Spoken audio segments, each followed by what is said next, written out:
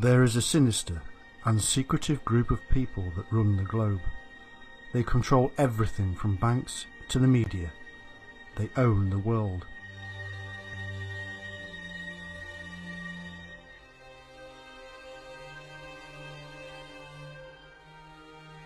They own 99% of the world's wealth, and yet there are less than 1% of the population. This is the darkest, untold tale of control in the history of mankind. This is the story of what they believe, what they do, how they do it, and why. They have many names, but they have one origin and one purpose.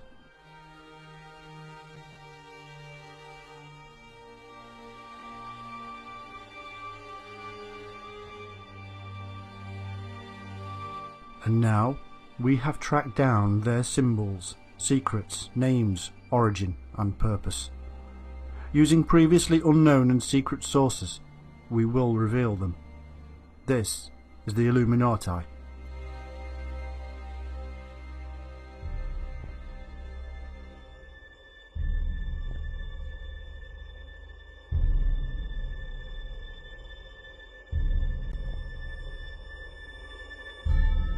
For centuries there have existed certain esoteric schools of mystical philosophy. They originated in the Orient, moved through the Levant, Egypt and the Near East, until they finally arrived on the shores of Europe, and from there to the rest of the world. Hidden within these schools there are elements of Buddhism, Zoroastrianism and Egyptian occultism, mingled with Grecian mysteries, Jewish Kabbalism and fragments of Syrian cults. We begin with a sacred secret that is at the very heart of the various societies, the Kabbalah. The Kabbalah is a mystical tool of Judaism. It is a sacred way of getting to God and involves rituals, symbols, and things we would classify as magic. The Kabbalah is made up of two kinds, theoretical and practical.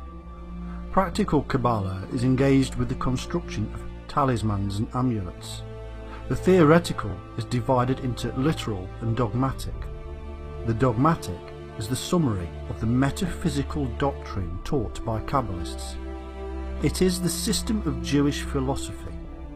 It is the perception of the plan of the universe itself and the link which attaches all elements to a common principle.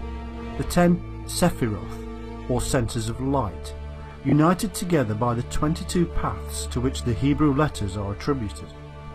These are potent magical forces. The letters are divided into 3 mother letters, Shin for fire, Mem for water, and Aleph for air. There are 7 double letters for the planets, 12 single letters for the signs of the zodiac. This is how the esoteric magic is broken down. The power is not just within the knowledge, but with the words and letters themselves. The knowledge of how to utilize these is the power of the secret societies. Uniting all of these devices is the spirit or ether, what they call in Star Wars the Force. It is all about the descent of the soul of man into matter, and its ultimate return from matter back to the universal life force. This return is called illumination, or enlightenment. Knowledge of this is thousands of years old, and yet science is discovering that energy cannot die, and hence our energy does in fact return back into the universal energy from where we came. The secret knowledge is that we never left. We just unite as a soul or force with matter itself and become conscious of our own existence. It is the ultimate knowledge that the God on earth, the universe itself, has become aware of itself.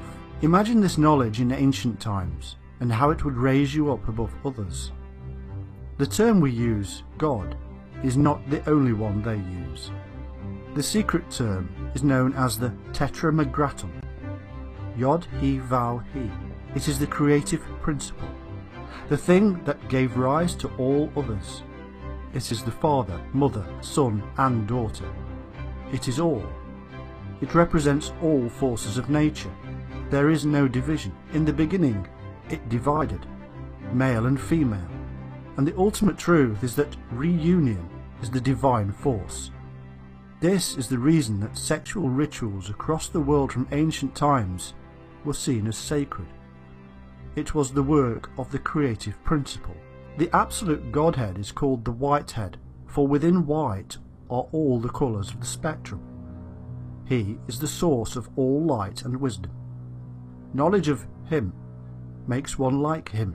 He is known also as the Ancient of Days.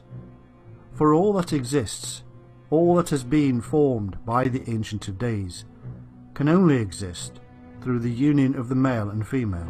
The spreading of this male and female, this father and mother, throughout the universe results in the Son. For within him is the father and mother.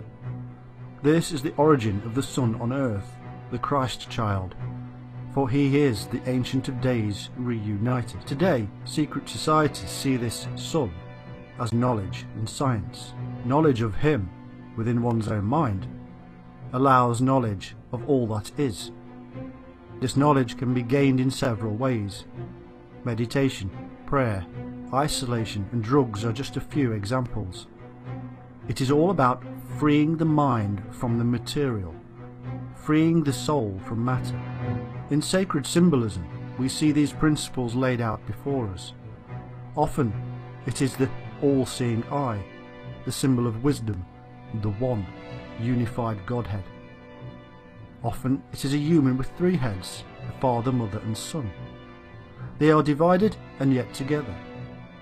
Kabbalists state that the mind is like this, and that it is united by means of 32 pairs of nerves which mirror the 32 paths of wisdom. Wisdom, therefore, is the path to the white head. Through the work of the caduceus or kundalini, wisdom can be attained. These are simply symbolic representations of the energy force rising up to the white head, the source of all light. According to the Kabbalah, every form of existence from matter to the eternal wisdom is the manifestation of this infinite power. It is not sufficient that all things should come from God in order to have reality and continuance. It is also necessary that God should always be present in them, that he should live, develop, and eternally reproduce to infinity under these forms. It is the ultimate fractal. It is the symbol of the serpent eating its own tail, the coming full circle. One simple symbol depicting the ultimate truth. What we begin to see with the Manichaeans is a glimmer of so-called modern philosophy of communism, something that is part and parcel of true masonry, for the good of all. Nature, they said, reveals the two great principles, community and unity of all things. Human laws were contrary to the natural laws, and were therefore guilty violations of the divine order of things. It was therefore necessary to institute community of lands and goods. Manes, the founder of the cult, disavowed war and human civil establishments as being created by the dark side. In later years, these beliefs found a home in the Ishmaelis, named after their founder, Ishmaeli. He knew that mankind could not be changed by violent revolts and open war. Therefore, he formed a carefully considered scheme to secretly undermine what could not be openly attacked. Over the years, his league of hidden rebels eventually succeeded in placing a man upon the throne. The long-term plans of these secret organizations must not be avoided. They do in fact plan decades and sometimes centuries ahead. Indeed, the degrees of initiation within the Freemasons of the Grand Lodge of Wisdom in Cairo were given by the Ishmaelis. They were called the most ancient and precious degrees of the Eastern secret societies and spread into the West. The founder of the Ishmaelis was called the founder of the path and a God-made man. It all revolved around a method of controlling the mind. It was now becoming a tool for control, for manipulation. As each man passed through the levels of the 9 degrees, he was stripped of his humanity, As soon as the proselyte arrived at the 9th degree, he was ripe to serve as a blind instrument to all the passions and above all limitless ambition for domination. All morals were eradicated. There was no other aim than to realise the projects of the masters, for whom it was said nothing was sacred. The secret instructions were simply to practice and gain great sleight of hand, so as to fascinate the eyes in order to work the miracles which are expected of you, to fool all. Today the numerous sects, Kabbalistic and Illuminati, much the same methods are used and the same doctrines taught. Nothing is sacred. Everything is acceptable to achieve the master's goal. Over thousands of years they were finally turning to the dark side. Through meditation and other forms, they believe they are achieving union again with the masters from whom they receive universal teachings. Their role is to carry out the great work of worldwide unification, religious, political and intellectual, to make a one world government, a one world agenda. In the early years, they came into contact with, and often worked with, the Christian order of the Knights Templar, both understanding the mysteries in the same way. Indeed, these assassins were not true Muslims at all. The 3rd degree in their initiation stated the denial of the truth of the Quran and all other sacred scriptures. They each learned of the many names of the brothers of the order, royal, sacerdotal and patrician, in all the parts of the world. They were to learn the allegorical meanings of the Quran and sacred scriptures. In fact, the amazing truth is this, that almost all the degrees of the assassins meet and match those of the 18th century degrees of the Illuminati. The reason, of course, is simple. They were one and the same. They were yet another name emerging from the darkness of a hidden order that had been influencing history for thousands of years. All things were allowed, as long as it benefited the order. The masters are committed to work with all their strength to establish on earth the association of all interests, the federation of all nations, the alliance of all cults and universal solidarity. In other words, their own personal goal is the master's bidding, to establish a one world government. By the height of Illuminati power, the French Revolution was an established fact. Secret societies under various guises, and yet all united, had brought about a massive change in the world, and would do so again and again.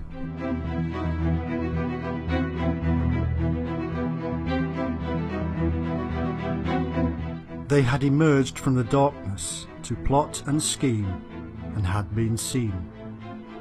French observer de Luchette wrote, "There are a certain number of people who have arrived at the highest degree of imposture. They have conceived the project of reigning over opinions, and of conquering, not kingdoms nor provinces, but the human mind. This project is gigantic, and has something of madness in it, which causes neither alarm nor uneasiness. But when we descend to details, when we regard what passes before our eyes of their hidden principles, when we perceive a sudden revolution in favour of ignorance and incapacity, we must look for the cause of it, and if we find that a revealed and known system explains all the phenomena, which succeed each other with terrifying rapidity, how can we not believe it? Observe that members of the mystical confederation are numerous in themselves. If several men mix together half qualities, they temper and strengthen each other. Some watch while others act, and this formidable ensemble arrives at its goal. It was according to this that the sect of the Illuminati was formed. One cannot, it is true, either name its founders or prove the epochs of its existence, or mark the steps of its growth, for its essence is the secret. Its acts take place in darkness. Its evasive grand priests are lost in the crowd. Using new evidence, we will reveal how this massive, secret organization infiltrated the religious groups, political parties, universities, and corporations. How they placed their own people in positions of power and authority. How they manipulated the minds of the masses and did it all from view. This group embraces what is known as the esoteric, the so-called spiritual truth hidden from the rest of us. Over a vast period of time, this secretive organization turned slowly to the dark side of these esoteric truths and utilized them for power and control. They take their orders from the International Secret Council of Nine. They are collectively called the Confederation of Initiates. They are under the strict control of their masters, and to oppose them means punishment worse than death. It has been this way for thousands of years, and they are working slowly, but surely, towards their ultimate goal of a one-world government, with the Nine in control. In this film, we reveal their plans and schemes. We show how the so-called land of free is not free at all, how it is under the yoke of a very large, very powerful, and very secret organization. This is the Illuminati of America.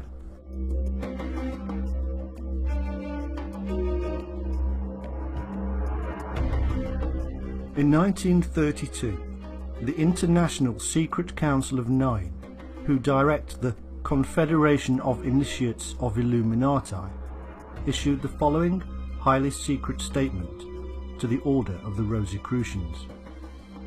This is the new dispensation, and the work of the spiritual and mystical fraternities must be re-established throughout the world, so that all peoples may be taught the law, and thereby enabled to apply it towards universal improvement as the only means of saving mankind.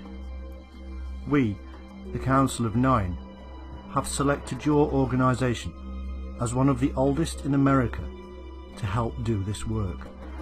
This must be brought about in such a manner that there can be no question of personal self-interest. May we suggest that you select as your method that of the pre-Christian Essenian order in which Jesus was trained, accepting in good faith all students who apply on an absolutely free will basis, instructing them in the ancient manner and permitting these students to compensate you on an exchange basis. The man who wrote these words was the Comte de Saint Vincent, the master of the Council of Nine. This small section reveals a great many things. Firstly, that the Order of the Rosicrucians did indeed come under the rule of the Illuminati. The Rosicrucians were, and still are, a mystical, secretive order, originating in a completely false origin story from the equally false originator, Christian Rosenkreutz. It was in fact an organization created by the Illuminati to gather in believers and initiates. It worked beautifully and spread throughout the world, and then spawned yet further secret orders of its own. This, indeed, is how the web is created, and the real origin long forgotten and hidden. Secondly, the text reveals that the Rosicrucians were in fact much older, and the oldest in the USA. Thirdly, they were to use the old methods from the Essene. These were the Gnostic Jews who wrote all the New Testament and other texts that didn't make it into the Bible. The Dead Sea Scrolls were written by these mystics. They themselves had their own origins in the much older Egyptian, Syrian and Eastern cults. It stretches back many thousands of years. Fourthly, they were not this time to be too choosy who they allowed to join. This implies that they used to be, and indeed that is the truth.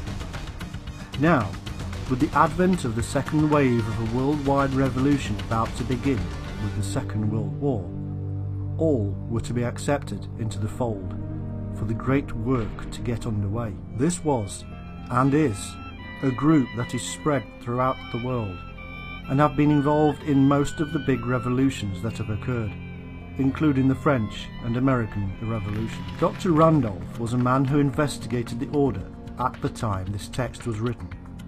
He stated, "Many, though by no means all, the alchemists and hermetic philosophers were acolytes of the vast secret brotherhood which has thrived from the earliest ages. The members of this mystic union were the Magi of old, who flourished in Chaldea ages before. They were the original people of Saba. They were the men who founded the Semitic civilizations. Of this great brotherhood sprung Brahma, Buddha, Lhotse, Zoroaster, the Gnostics, the Essene, and Jesus, who was himself an Essene, preached the sacred doctrine of the fountain of light. This fountain of light is the illumination, the inner enlightenment to the reality of existence, and from where the term Illuminati is derived. They were the men who first discovered the significance of fire. The transcendent light now illuminates the world.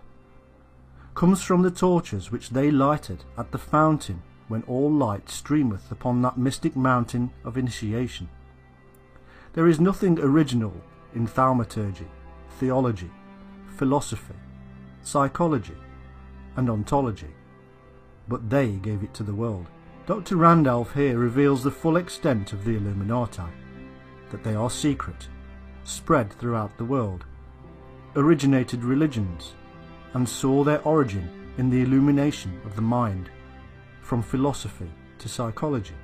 They therefore believed they had the right to rule the world, and over time they used their knowledge to force and manipulate their control over those who refused to see the light. They were right, everybody else was wrong, and their own doctrines stated such, and gave them the right, power, and knowledge to manipulate man. The Rosicrucians are illumines of the oldest stock, and were spreading far and wide across the United States.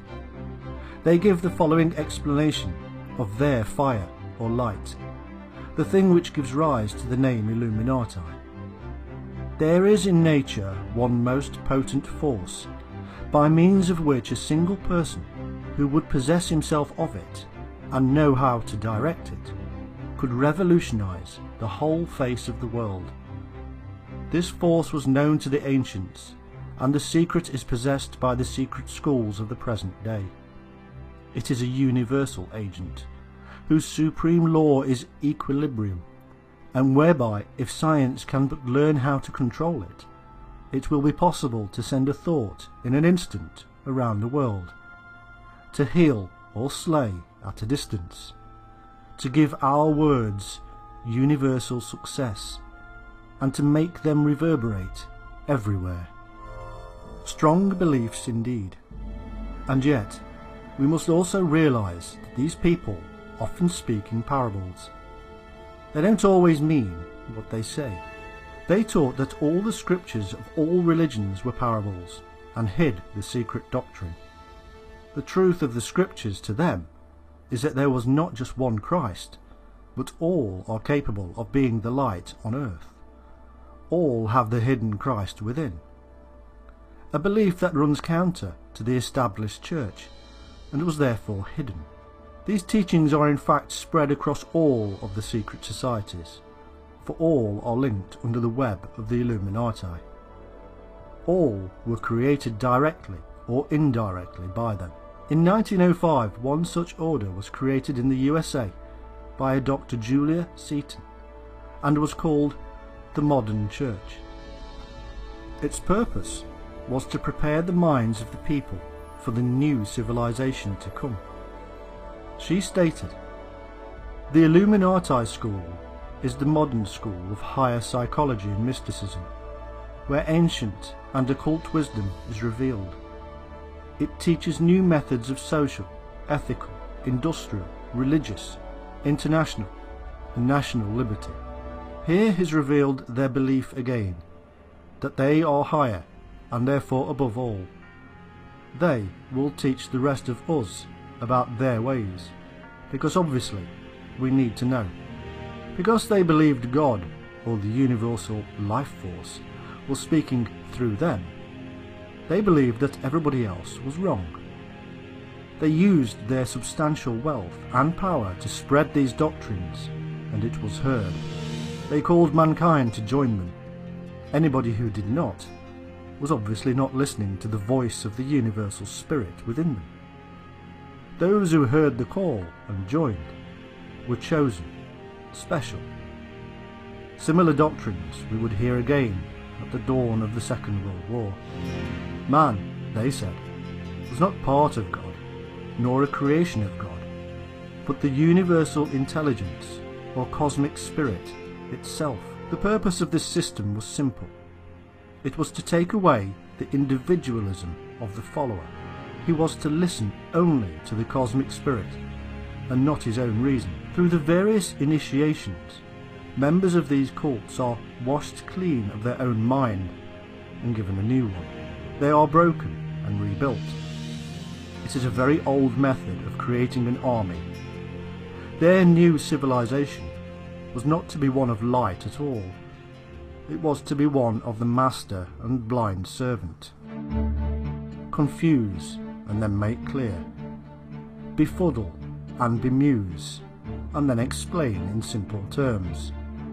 These are the methods of forcing the initiate to believe he has become enlightened. By 1925, a new messiah was launched upon the Americans.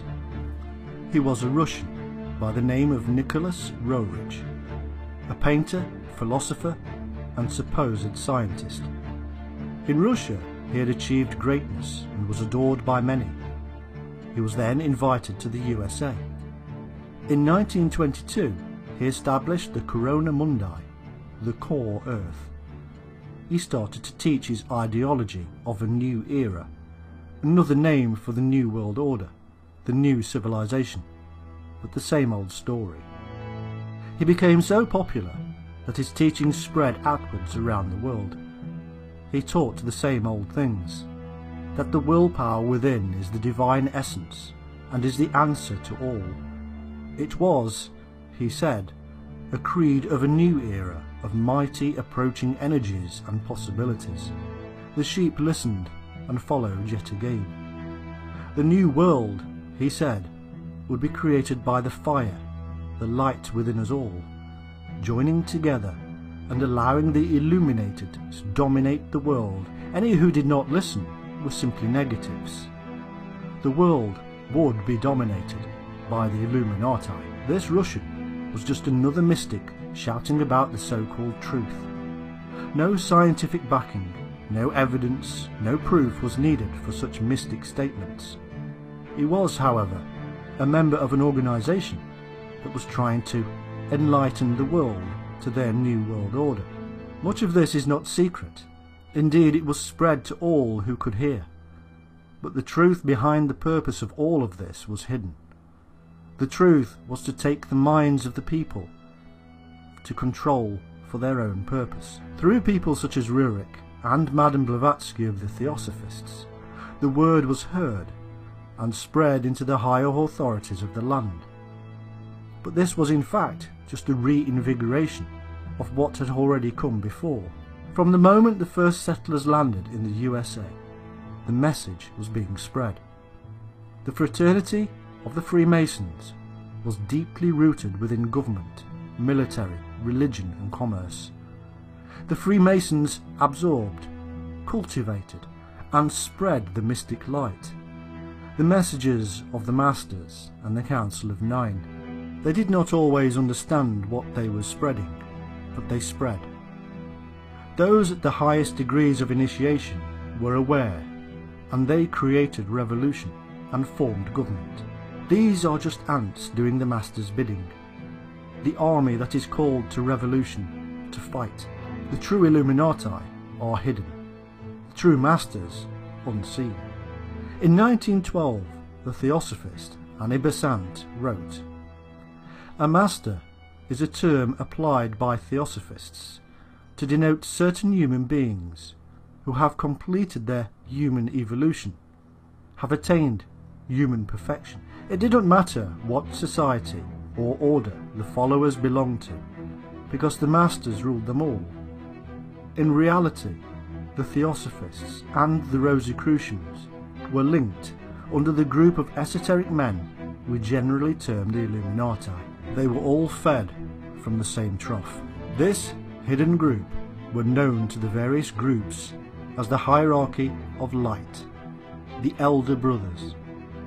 Nobody ever saw them, they just did their bidding. Under these men were the 7 masters of the Great White Lodge. These had their hands on the reins of government. They controlled whole continents. They guided destinies, inspired statesmen and rulers to action, governed over many orders and groups. Each master had a name, for there was no face. Jupiter, Maria, Humi and more. The history of one of them was known, even if his real name and location was not. He had been educated at a British university, was widely read, and was in charge of revitalising the ancient philosophies. Their aim was to ensure that the head of every government and organisation of power and authority should be ruled over by a master, or at the very least one under the master's control. They were to gather in anybody who showed an interest in seeking the force. Their ultimate goal, they say, is to control all the world under the power and authority of the hidden masters, and to reign over a world of peace. Only by ensuring that all human minds succumb to the will of the light or fire will true peace come about. All must do the master's bidding if there is to be peace in the world. Through their various means of establishing this authority of the light, they reduce man down to a shell. By means of pseudo-yoga, the pupil's personality is in turn withdrawn from the physical body until, they say, the man recognises himself as a part of the master's consciousness. The master is only interested in a man from the point of view of his usefulness and his capacity to learn.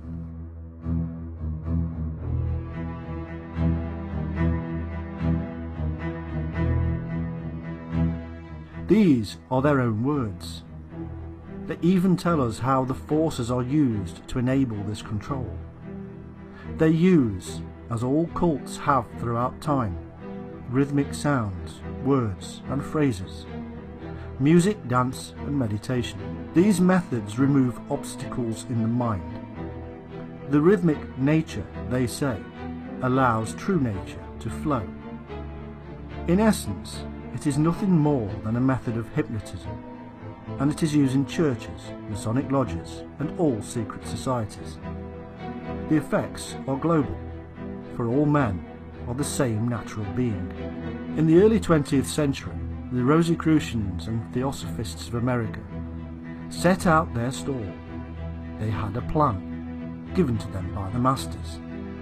They would take control of politics, religion and education. Through these, they would control business and the rest of the world. America, by the time they had finished, would be the world dominant power. Their vision was realised by the end of World War II, as their Great Revolution ended. Old empires were destroyed with the 2 world wars, and a new one emerged. Their plans were succeeding. In 1864, revolutionary writer Maurice Joly wrote, "Before thinking of actually directing the public, one must stun it, dazzle it by all sorts of movements, mislead it insensibly in its ways." They did stun the world with 2 dreadful world wars, which were nothing more than revolutions, no different to the French and American versions, which they also set in motion through their secret societies.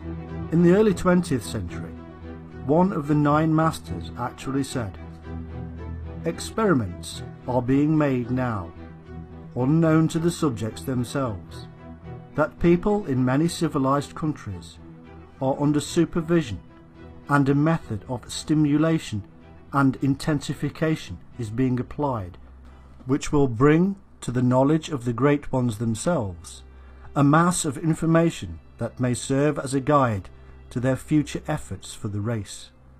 Especially are people in America, Australia, India, Russia, Scotland and Greece being dealt with. A few in Belgium, Sweden and Austria are likewise under observation. Schools have already been started. When they are firmly grounded, when they are working smoothly and with public recognition, and when the world of men is being somewhat coloured by them, when they are producing scholars, workers, politicians, scientists and educational leaders who make their impress on their environment, then mayhap will come the true occult school. The whole idea yet again is to control the minds of man. The control is so complete that in their own words, the initiate cares not if he loses friends, relations, children, popularity. He cares not if he seems to work in the dark, and is conscious of little result from his labours. By 1927, they were claiming that we are witnessing the birth of a new world consciousness, of a world civilization.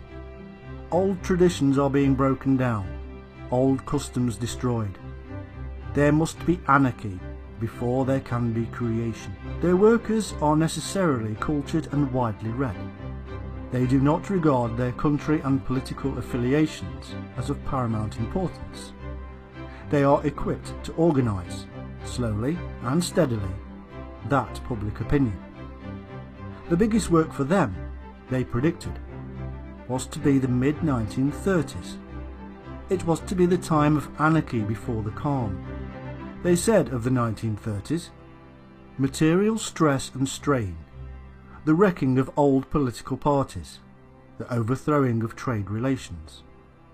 All of this came true. The Depression caused mayhem, political upheaval, and saw the birth of new, radical political parties around the world, and none more so than in Nazi Germany.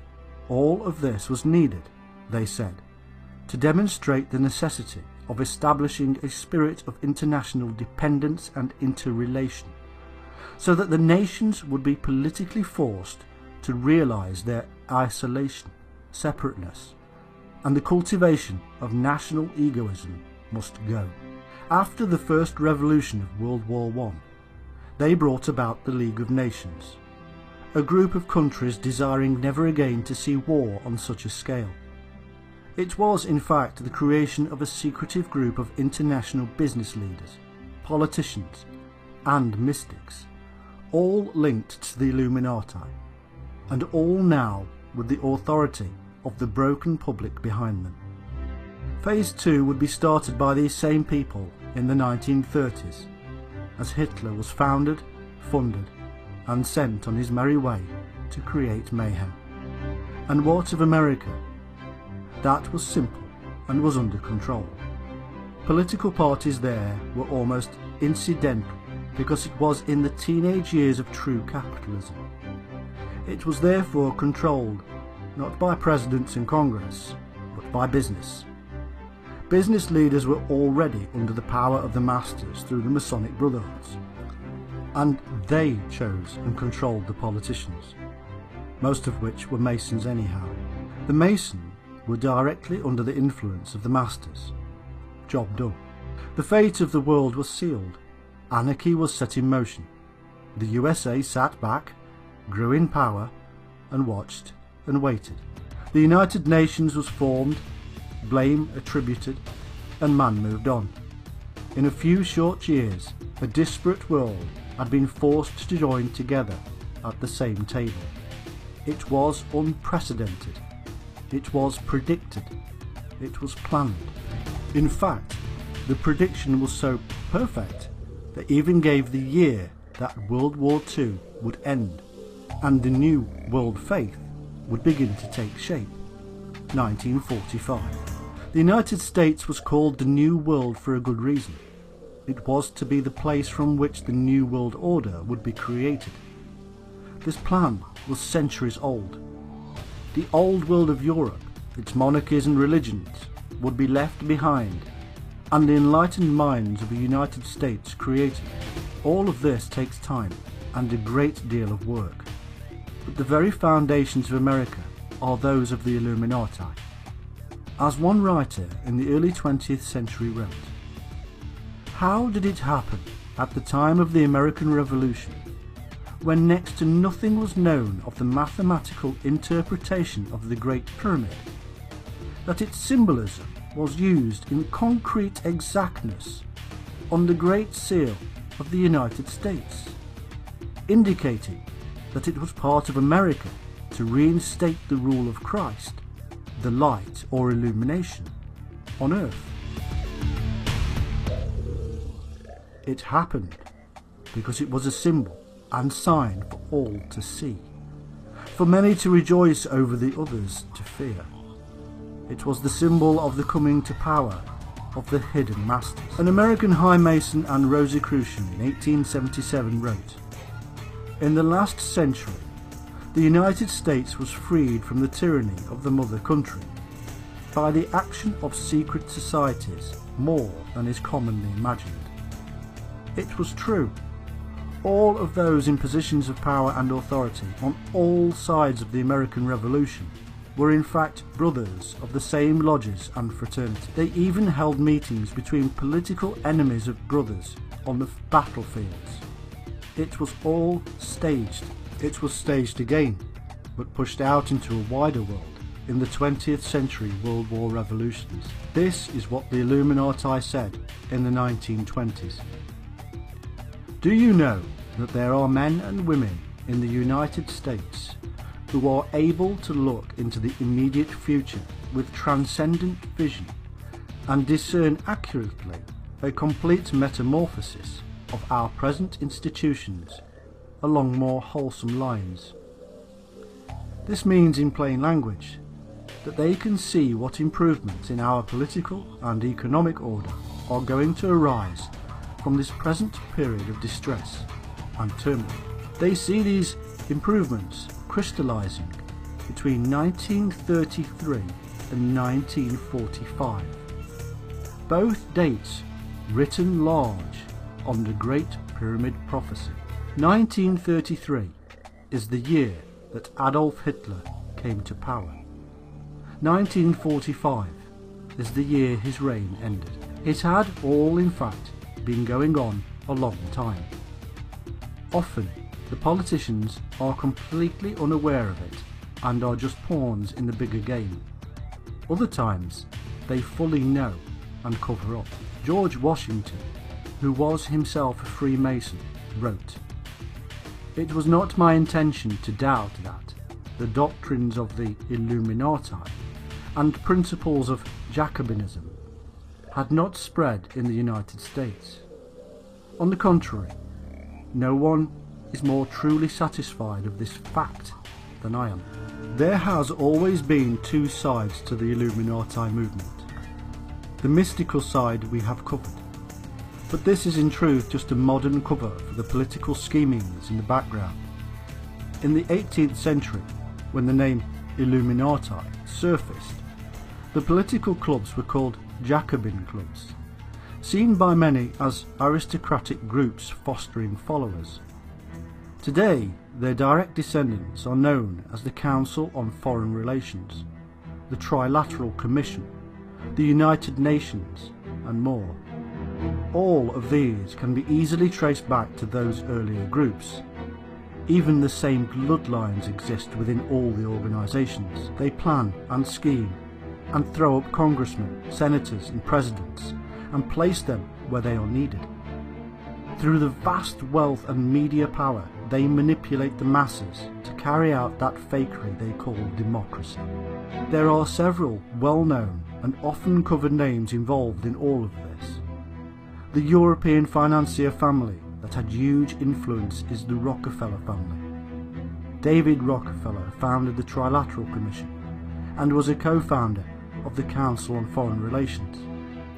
The family tree reads like an Illuminati greatest hits album. Through just the minor work of this one family, a grand unification has taken place. Countries of the world have been brought together under the powerful influence of just one head. The United Nations is a group of nations, but the delegates all owe their positions to the various branches of the worldwide Illuminati, and so do the Master's bidding. What the Illuminati cannot make happen through influence, they bring about through revolution. The United States was the major game player in World War I and II. Woodrow Wilson's 14-point plan after World War I held within it a veiled attempt to get all nations to surrender to their sovereignty. It almost worked when they formed the League of Nations. However, the US never actually joined itself. It didn't really matter, because World War II was already under planning stages, and the Council on Foreign Relations was created behind the scenes. This is an almost country-sized secret society in itself, plotting and planning on our behalf. Most of the members have bloodlines that stretch back to the early days of the Illuminati and royal houses of Europe. The rest are high-powered businessmen and other such people in positions of vast power. We must remember that all of these institutions are places for generally non-elected people. The same is true of that other global secret group, the Bilderbergers. In the USA there is a friendly group called the American Friends of the Bilderbergers. Each group is made up of chosen individuals. Chosen by whom? Somebody here has the power to choose people who already have amazing power. Surely, in a so-called democratic nation, the people should be informed of what, who, and why. The Bilderberger is made up from the world of international banking political circles, and business and professional people. They hold top secret meetings annually to promote internationalism, to promote a closer union, a one world agenda, and it is fully American endorsed, with a host of politicians, scientists and business leaders from the USA attending. So just how and when did the Illuminati influence in the United States begin? The very first official mention of them is in around 1785, when the Columbia Lodge of the Illuminati was established in New York. Some of its members were Governor Clinton, the editor of the New York Times, and the early Roosevelts. In 1786, another lodge started in Virginia, with Thomas Jefferson as a member. This was followed quickly by 14 more lodges throughout the then 13 states. In 1789, some people were getting concerned. The president of Harvard issued a warning about their growing influence on politics and even religion. At the exact same time, the French Illuminati came to pay a visit and helped to spread it even further. George Washington was so worried about the Illuminati and its influence that he said it would shake the government to its foundations. Both Washington and Adams lobbied Congress to protect the US from conspiracy. Thomas Paine, the author, actually aided the Illuminati to infiltrate several Masonic lodges. By 1798, the Reverend Jedediah Morse in Charleston, South Carolina, preached a sermon about the Illuminati. Practically all of the civil and ecclesiastical establishments of Europe have already been shaken to their foundations by this terrible organisation. The French Revolution itself is doubtless to be traced to its machinations. The successes of the French armies are to be explained on the same ground. The Jacobins are nothing more nor less than the open manifestation of the hidden system of the Illuminati. The order has its branches established and its emissaries at work in America. The affiliated Jacobin societies in America have doubtless had as the object of their establishment the propagation of the principles of the illuminated Mother Club in France. I hold it a duty, my brethren, which I owe to God, to the cause of religion, to my country and to you at this time, to declare to you, thus honestly and faithfully, these truths. My only aim is to awaken you and myself a due attention, at this alarming period, to our dearest interests. As a faithful watchman, I would give you warning of your present danger."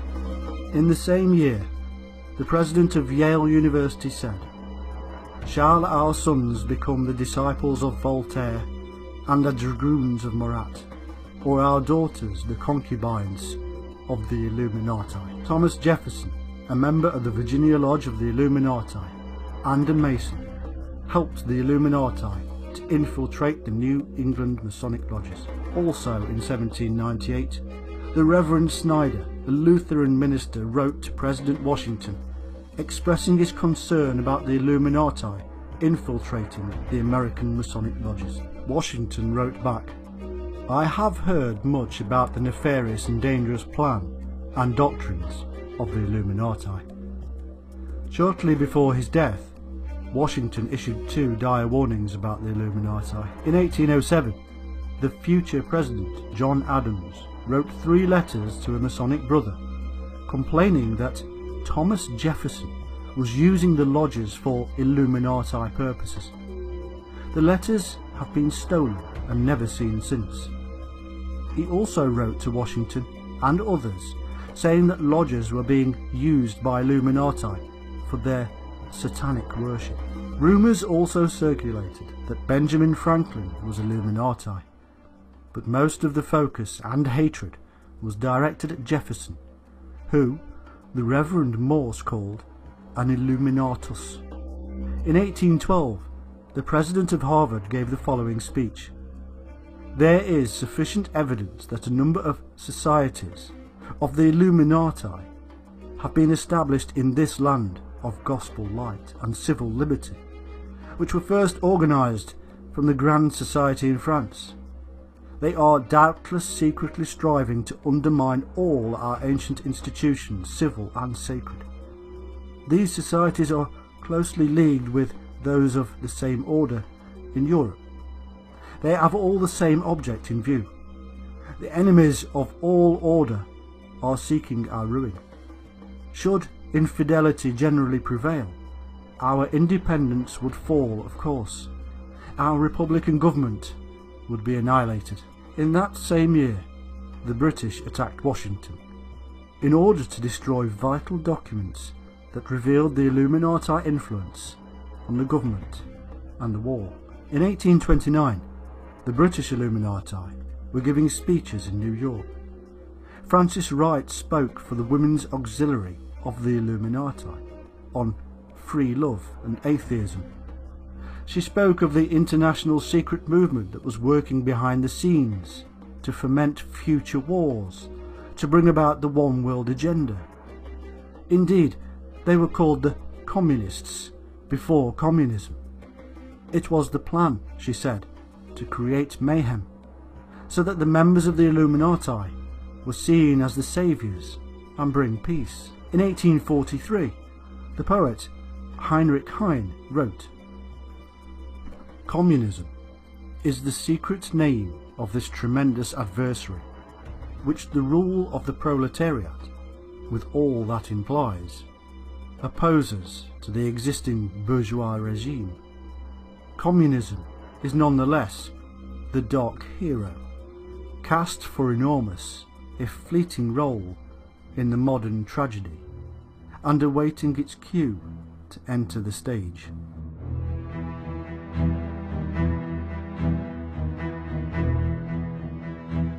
At the same time, the editors of the New York Tribune and New York Sun were working with the Rothschilds on a secret Illuminati committee. It is believed the committee was all about the running of America from behind the scenes. In 1841, Clinton Roosevelt wrote a book outlining plans for the New Deal and National Recovery Act, both of which would not even be realised for another 100 years under Franklin D. Roosevelt. Long-term plans and family bloodlines indeed. In 1835, the Illuminati set up yet another front organisation called the Loco Foc Party. It was used over a period of 10 years to influence other political parties and institutes many of the socialist ideals that conservatives still hate to this day. Throughout this whole time, the Illuminati influence in the government of the United States was immense. From the Constitution to the political structure, it was a massive political influence and still is. But that second tier of Illuminati influence also played a major role, for the two cannot be divided. The mystical side of the Illumins is clear to see even to this day because of their huge influence. From the sacred geometry of Washington DC to the all-seeing eye on the dollar bill, the sacred symbols of Illuminism are everywhere for those with the eyes to see. In essence, the history of the Illuminati in the United States cannot be divided from the rest of the world, because it is all about the creation of a new world, and the Americas play a vital role in that grand plan. They started many thousands of years ago in the mysterious cults of Syria and elsewhere. They grew a deep and profound understanding of the human mind within the universal mind. The man in matter, the spirit in nature. Through the use of drugs, meditation, dervish and other means, they tricked the light fantastic and began a journey towards the light. Along the way, greed and desire for power stepped in and turned the knowledge gained towards the dark side. Over vast periods of time, power was jealously guarded and grown, but man is a chaotic being, and power a strong pull. They didn't always have it their own way, and fought many battles for control. Over time, they have brought down governments, royal dynasties, and religions. They have thrown the world into the desperate pit of warfare, and then they have offered us peace and calm on their terms. They have grown wealth so vast that it staggers the mind. Nobody now is in a position to truly fight them, or has enough knowledge to truly reveal them. That is why they are the enigma we know as the Illuminati. But they have taken America. They do own every large institution, every large business. Their men and women are in the highest offices of the land. All listen to the Master's voice, talking to them through the eons of mysticism in a political world of power. Next time you cast your vote, just ask yourself why you bother. You are given two choices, as always. Left or right, it does not matter. Both are under the yoke of the Masters.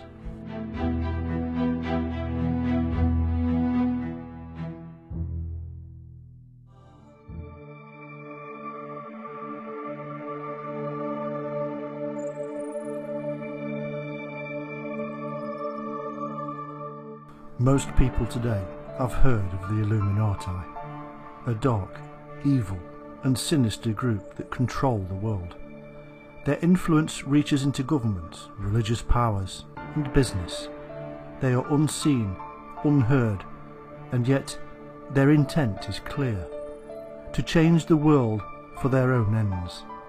They are manipulating the world through new technologies, giving us reality TV presidents, bringing down old empires to make way for a new form of one world rule, breaking up a European Union, fostering terrorism, and much more.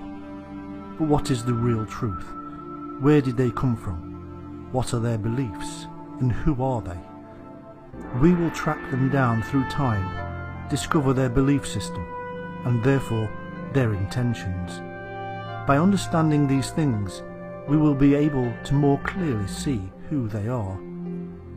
From their own master egos to their shady dealings with the Nazi Party and more, we will see the centre of their worldwide syndication: Bilderbergers, Trilateral Commission, Jesuits, Knights Templars, Opus Dei, MI6, CIA, and more are all implicated in our tale, and all are implicit in the grand plan. A plan we will reveal. Never has there been a film of such scope. Once you know these facts, you will never be able to unknow them. Are you truly ready to discover the truth? In order to find the true Illuminati, we must travel through time and space to find them in every culture of the world, over a period that reaches back into ancient Sumeria and Africa, and a landscape as diverse as South America and Japan. Yes, that is the truth, because the illumination or enlightenment this elusive group was seeking has been sought for generations and passed down like a golden thread through time. From one learned brother to another, from one master to the next, the secrets they held within their groups is almost as old as mankind. During the course of our researches, we will discover constantly recurring themes within the ritual and language employed by various cults, societies and religious organisations that all claim to be disparate groups. As the centuries fall by the wayside, we keep on finding the same keys that aid us in unlocking the door of mystery. And yet, one thing eludes us. What about now? We must discover the truth about the Illuminati, and the question of whether they are still manipulating the people of the world has to be answered. We have plenty of scope, and we have some incredible starting places. Should we begin with the Templars and then trace their Masonic descent as others have? Should we look at Adam Weishaupt and the Illuminati and search the shadows for men in black? Is the Skull and Crossbones Society of Yale in the USA the breeding ground for future presidents? And what about the Bilderbergers and the royal family? Some have even appeared in the mainstream media, connected to assassinations and financial scandals. But what is the truth? Certainly, all could trace their descent from the solar serpentine cults of ancient times, and all still hold many of the rituals and beliefs to be found in the earliest of cults. It is true that there will be Freemasons or Catholics or any other number of groups that will be listening to this now, wondering what we are talking about. The truth is that the majority of the members of such groups have no knowledge at all about what lies at the centre of their own particular wheel. This wheel can be a metaphor for how we see the world of secret societies. The outer rim is the face of the society, whether Mason or Bilderberg. This rim is going much too fast to see what the centre of the wheel is doing, but it is the rim that takes the full brunt of the road. One side of the rim cannot see what the other side is doing, or that it even exists. The centre can see what is happening in all directions from its position of power and is distanced from it, whilst holding all the spokes in its grasp. If you can see the rim, then you are not the centre. By the fact that there exists rim at all, we know there must be a centre. The same is true in the world of secret societies. To the world, which is the road, all we see is the rim. We see the whole rim over time as the wheel moves, and then cycles around again and again.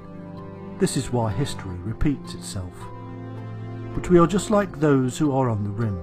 We cannot see the centre of the wheel from our perspective, and so we must deduce from the existence of the rim that there must be spokes and a centre.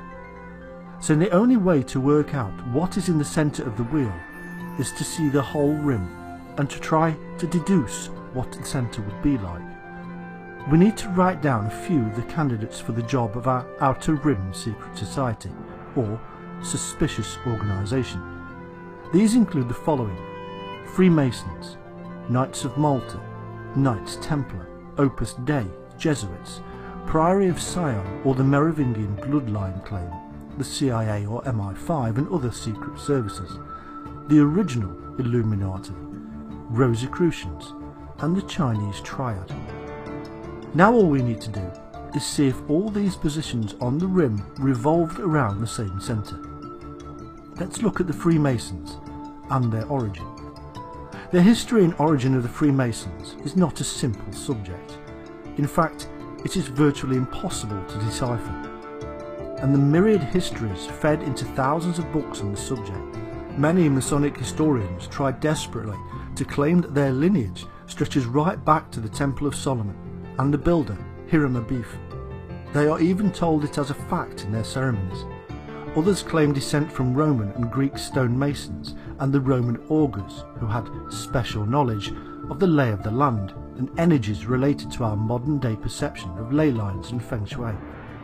There can be no strict proof for any of this, albeit likely that the secret knowledge has been passed down the centuries from one adept and initiate to another. The general consensus has the Freemasons emerging from the medieval stonecutters, who are known as operative masons. They are skilled craftsmen who built the great cathedrals and churches of Europe for the Catholic Church, and who included many mysterious images and secrets within their amazing carvings. They were known as soft masons or Freemasons, as the carving was free work or soft stone. This version of the history of the Masons claims the lodge evolved from the huts erected on site by those medieval masons. As time progressed, the Masons grew in power due to the demand for their services and formed groups or unions which became known as lodges. By the 1600s, the lodges began admitting men who were not operative masons and were termed gentlemen masons. The terms developed over time within the operative Masonic lodges and were taken on by those gentlemen masons, becoming part and parcel of their ritual nature. However, there are problems with this version of history. The facts state something quite different, although there is no reason to deny that gentlemen did indeed begin to grow in number within the ranks of the Masons. There is indeed plenty of evidence to show that in the 14th century the Masons were already a well-established group and indeed accepted, or were evolved by, the inclusion of the Knights Templar that had escaped Catholic suppression to Scotland. The first official documentation we have is from 1356 and is actually from England and describes the formation of the London Masons Company and the ordinances governing the lodge that was already established at York Minster. The Templars and their non-warrior cousins, the Cistercians, were more than incidental in both bringing back the seed of alchemical enlightenment from the Crusades, but also the building skills of the Islamic Middle Eastern world. This is seen in the arch and the octagonal designs incorporated into most Templar and Cistercian buildings, as well as other building works carried out under their tutelage. But also into these structures are huge amounts of numerological symbols and mystical metaphors. These methods were understood and carried on by the Freemasons, who today ritualize these ancient ways and probably do not even understand their correct purpose. These mystical building metaphors are as ancient as Stonehenge or the Great Pyramids, even if the term Freemason is not.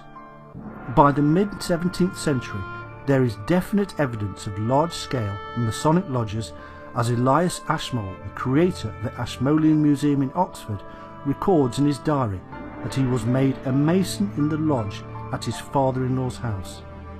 Many today split up the Masonic lodges into operative, accepted and free Masonry. However, they are much like the Catholic Church's subgroups and the monasteries like Cistercians, Franciscans and even Jesuits. They are all from the same original source. The Bible, and specifically the Temple of Solomon, gave them a religious and acceptable framework to work on, and the symbolism employed with the operative Masons' tools was worked to match the ancient mysteries such as the as above so below Hermetic principle. Today the Freemasons are a global phenomenon, with members from across the business community, religious establishments and politics. The influence they have is obviously huge and universal.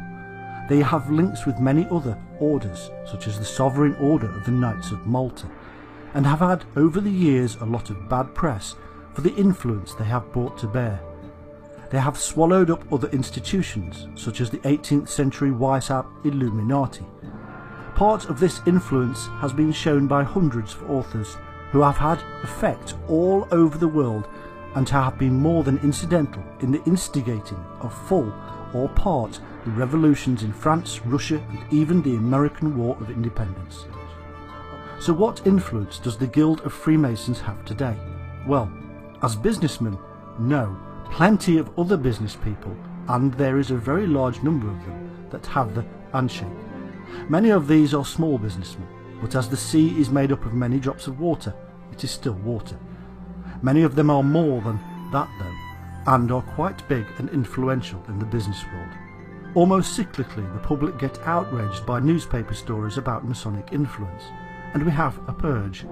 People forget newspaper stories very quickly, and the influence of the Masons carries on as before.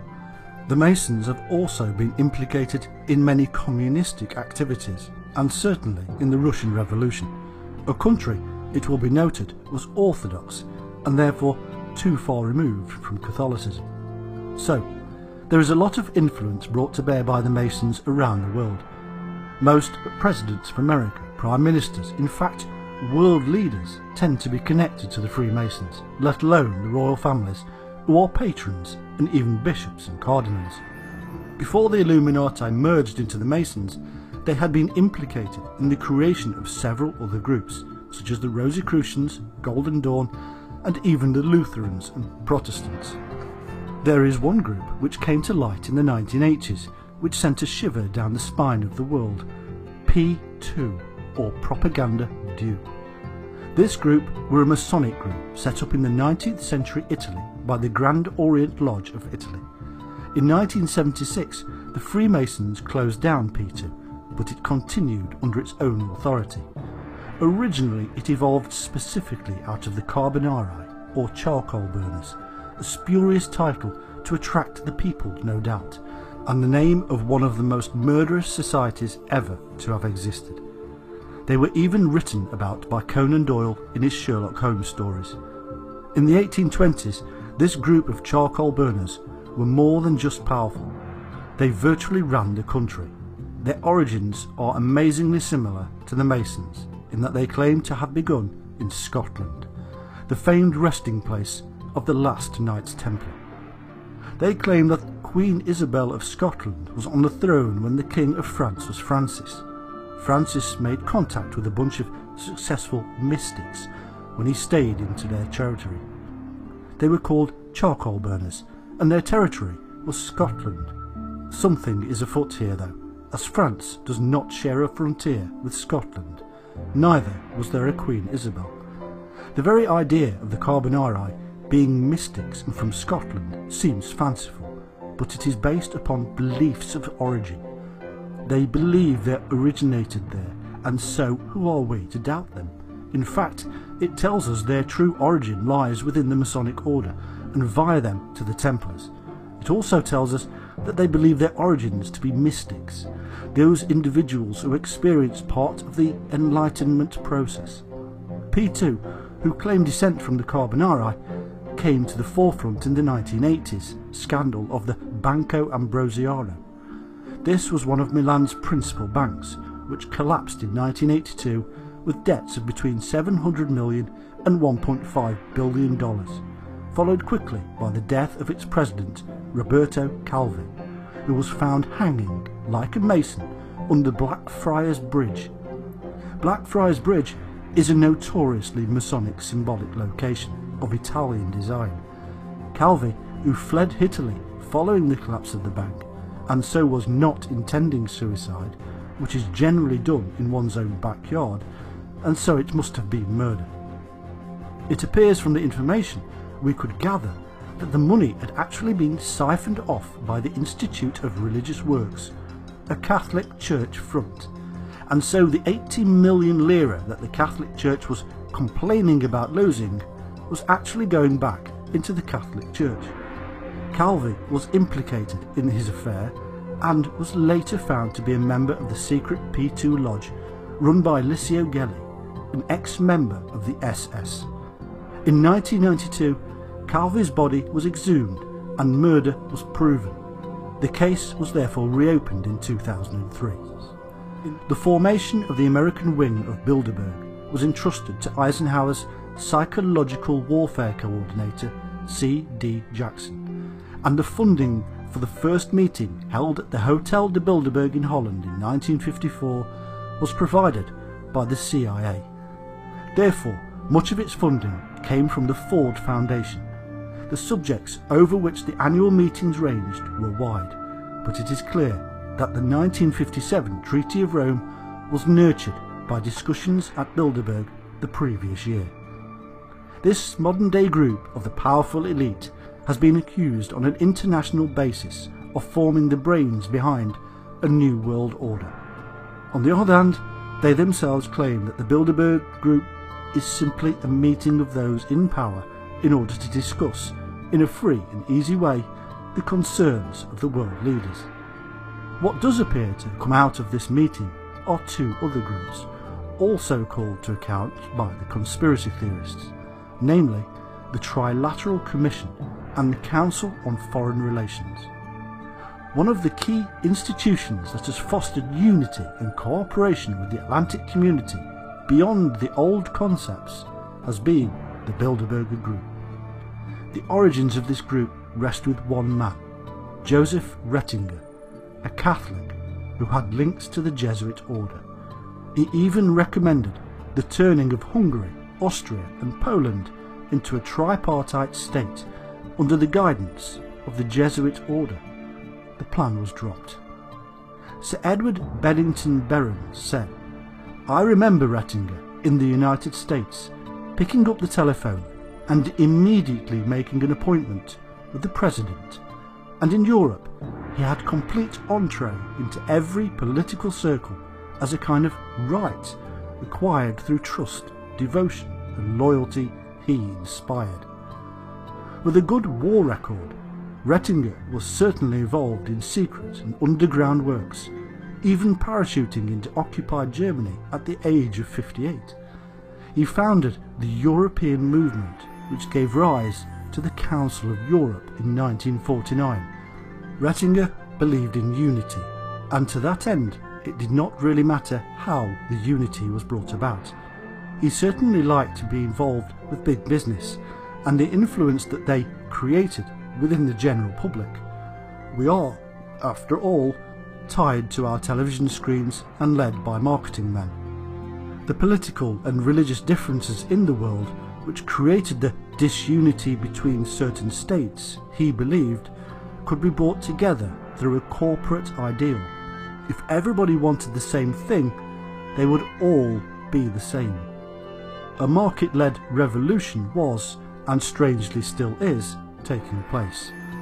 Russia, as the USSR collapsed and is now in the process of commercialization, the same will be and is true of China. This commercialization is creeping across the world like an invading force. In many respects, this could be seen as a kind of communism by the back door, which has been claimed was instigated by the Masons on the orders of the Catholic Church, or even Illuminati. Anyway, Ratzinger did have left-wing policies, and with this connection to the Jesuits there are obvious links to take into consideration, not least of which is the Catholic Church. Involving Prince Bernhard of the Netherlands, Ratzinger began his crusade by starting on America, who he believed to be essential to world peace. The Prince held an important position in Royal Dutch Petroleum, or Shell, and was involved in several international corporations, and so had influence that the Americans and others would respect. In 1952, it was proposed by Ratzinger that there should be an open and frank discussion between the disparate organisations and individuals that controlled the world. This should be in secret to allow those taking part to air their views without the worry of it appearing in the newspapers the next day. This was the birth of the Bilderberg Group, which was named after the hotel where the meetings were originally held.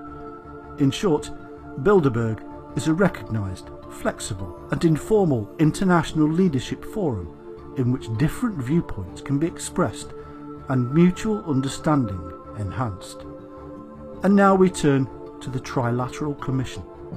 According to their own words, the Trilateral Commission was formed in 1973 by private citizens in Japan, Europe and North America to foster closer cooperation among those core, democratic, industrialized areas of the world with shared leadership responsibilities in the wider international system. Originally established for 3 years, our work has been renewed for successive triennia or 3-year periods. The Trilateral Commission is a private organisation, founded in 1973 at the initiative of David Rockefeller. It consists of over 300 private citizens from the 3 areas of Europe, Japan and North America, and is there to promote closer cooperation between these 3 areas. There has been a lot of scrutiny on the Trilateral Commission, and it has been implicated strongly in many conspiracy theories. However, with as many members as it has, there is no surprise that some of them will be connected to other organisations, such as the Catholic Knights of Malta, Jesuits and Freemasons. Not least of these is Mr. Rockefeller, former president of the Chase Manhattan Bank and corporate king. A powerful organisation with links to all other groups. And now we turn to the Rosicrucians.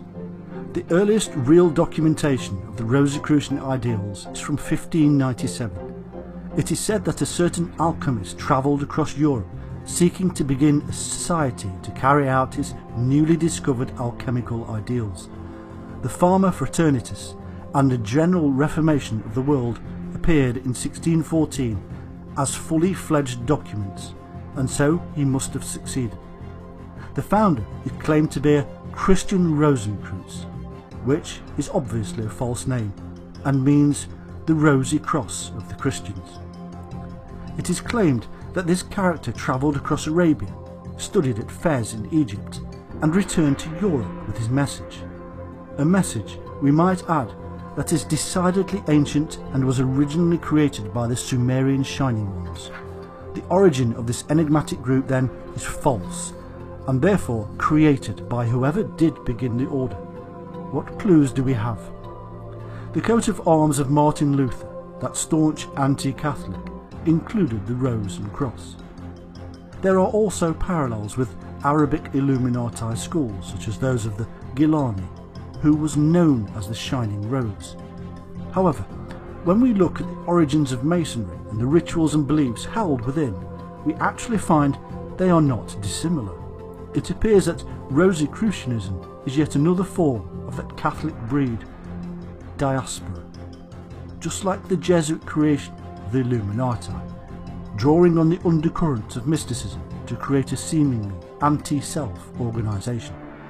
Just like the Freemasons, the Alumbrados or Illuminated Ones, the Illuminati and dozens of other groups around at the time, the Rosicrucian ways were linked to the influential Sufi mystics who had influenced the world for such a long time.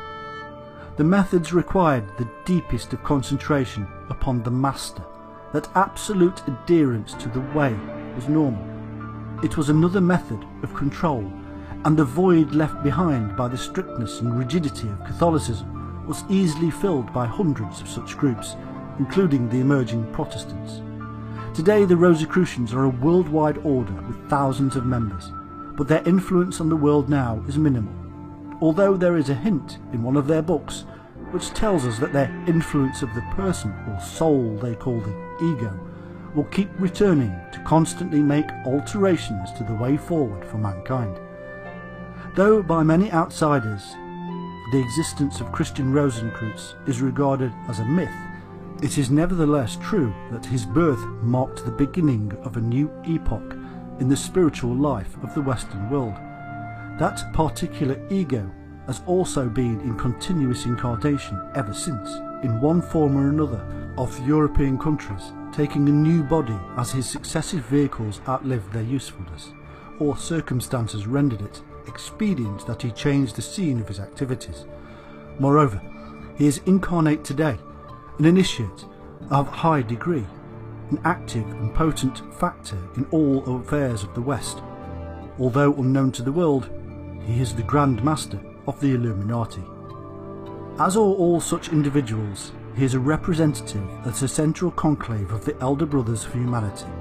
His mission was, and is, to show the spiritual significance of all scientific discoveries, thus counteracting as far as possible the deadening influence of materialistic science, which the Elder Brothers dread more than any other manifestation of human activity. To this end, he laboured with the alchemists centuries before the advent of modern science. He, through an intermediary, inspired the now mutilated works of Bacon, Jacob Boehm, and others received through him the inspiration which makes their work so spiritually illuminating. In the works of the immortal Goethe and the masterpieces of Wagner, the same influence meets us.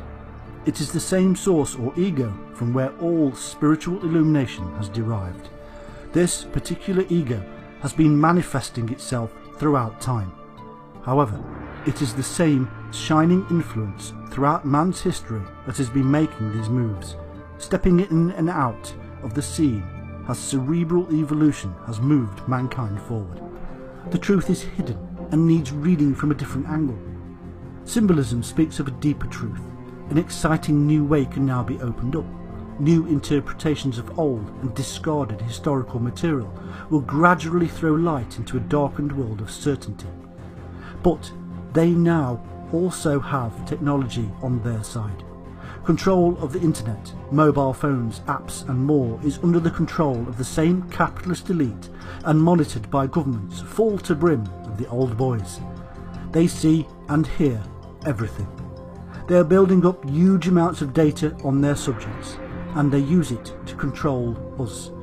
It has been proven that those in power have manipulated us on massive scales for recent elections and national referendums. This power is not going away. It will in fact build and become even more powerful as they utilise artificial intelligence for the purposes of a free, peaceful and united world. Their ultimate goal is on sight, a one world government. It will just appear in a different form than we previously envisaged. But will they take kindly to being exposed, or will they simply watch the boat float on the river of time and remain unexposed and mocking? If they do still exist, then we take our hats off to them and their marvellous ingenuity over the many centuries. We are but individuals. They are many, and have time and vast knowledge on their side.